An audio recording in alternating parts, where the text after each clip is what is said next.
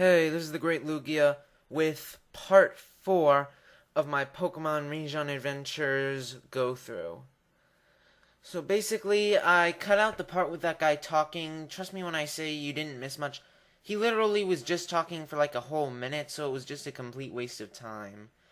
All that happens is that he gives you 2 Oron berries. And no, actually 3 Oron berries.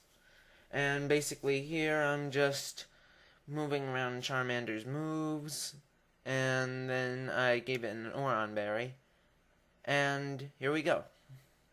So wild Pokemon.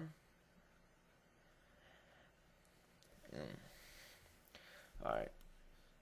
So I'm just gonna run from all the wild Pokemon unless I see something I like, which I'll catch. Unless, of course, the only times I battle wild Pokemon are when I'm just about to reach a new level. So if a wild Pokemon appears, I just battle it for the sake of leveling up. Otherwise, though, I just ignore them. Our eyes met, so I challenge you.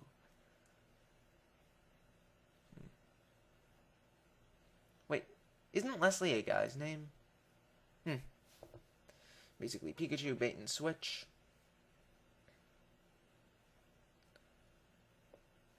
Also, the next few episodes aren't going to be as fast as they should be for a few reasons.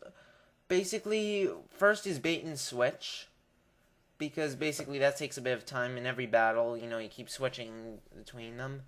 That'll stop when Abra evolves. Oh, and basically got Pikachu burned, didn't really matter, and he died. Thankfully, I didn't get paralyzed. And Abra levels up, and here's a Clefairy. And then the second reason is that I don't have any repels yet. I am going to get them as soon as I can afford them. Although occasionally, though, I might just skim just to see what wild Pokemon there are. And then after a little bit, I start putting up repels. So other bait and switch. Thankfully, it doesn't use Sing. And Oran Berry comes into effect. And then basically another Ember. And it's a 3 KO. Growl doesn't matter at all. And basically Pound. And so Charmander is doing really well so far, actually. It's a good thing I haven't seen a water type yet. Actually, right now I just finished recording part 5. So far I haven't seen any water types. But I think that's going to change soon, which is why I'm trying to level up Abra as quickly as possible. That's a sign from Mount Moon. I didn't notice that path was blocked off, so I figured I'd go down and come back to it later, even though all it led to was an item. So, surprised I didn't see that either. And then another Geodude ignoring you. They don't want to battle, they just want your attention. Escape rope, that'll certainly be useful. And then here's another trainer. Have you met my adorable Pokemon? It's a Cubone. Actually, Cubone are really cool. And actually pretty cute. Here I was hoping it didn't have any ground moves. I'm pretty sure it doesn't at level 5. Because if it did, then I'd pretty much be screwed. Cubone's a lot like Sandshrew in that basically they both have high defense, but their special defense is a bit lacking. And I get another burn, which is really lucky. Doesn't matter though, because all the Cubone's doing is growl. And then just another Ember, and there's the KO. Abra grows to level 8. Nice. Charmander gains a lot of experience also. Eek! Okay, that just sounded creepy. And trust me when I say I know creepy. Granted, I am a very creepy person, considering I collect my friends' skulls. But from what I hear, everyone does it.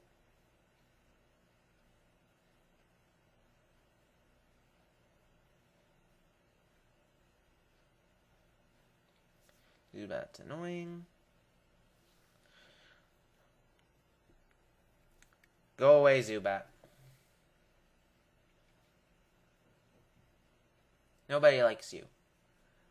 Crobat are cool, but Wild Zubat are just annoying. Actually, and then I forget. Then I realize that's the exit, and I go back to where I was. And there was a tile glitch right there.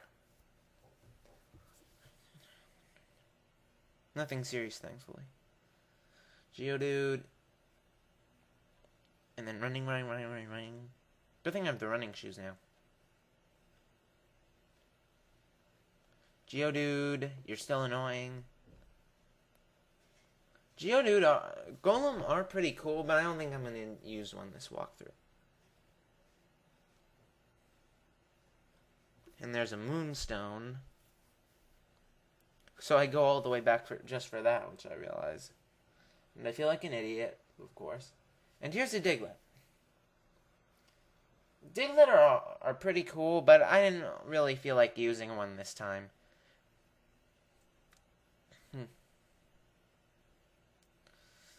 Another Geodude.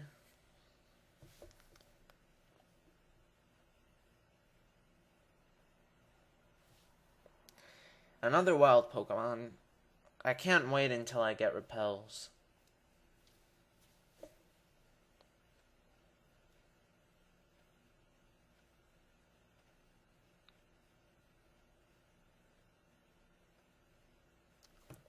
And of course, right before the exit, a Diglett.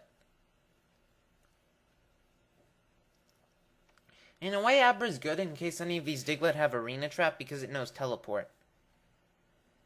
And another wild Pokemon. Zubat again. Yeah, there's a lot of wild Pokemon going back. Then, here's not the exit. I'm guessing this is like the halfway point. And here's the very first Pokemon Center. Kind of odd that it's in the middle of, like, this cave. And basically, here's some people say stuff you already know. Then, this woman actually sells stuff. I don't really need to buy anything at this point, so... So I heal up.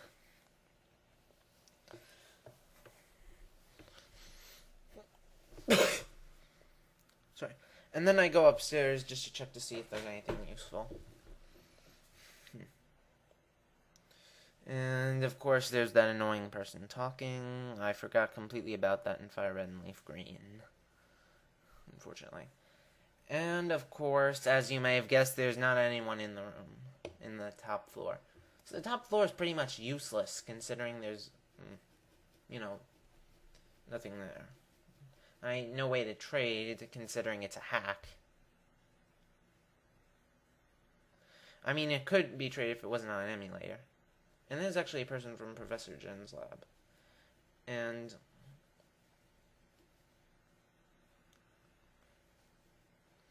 here's an Oddish. Oddish are alright. I'm not going to use one. And then here is a berry. And now I'm just pretty much going around to see if there's any wild Pokemon that I could catch. Pidgey, no, nothing. Because I remember hearing there are some interesting Pokemon in here. So I just decided to check it out. Another Pidgey. Pidgey are alright, but I don't really feel like using one.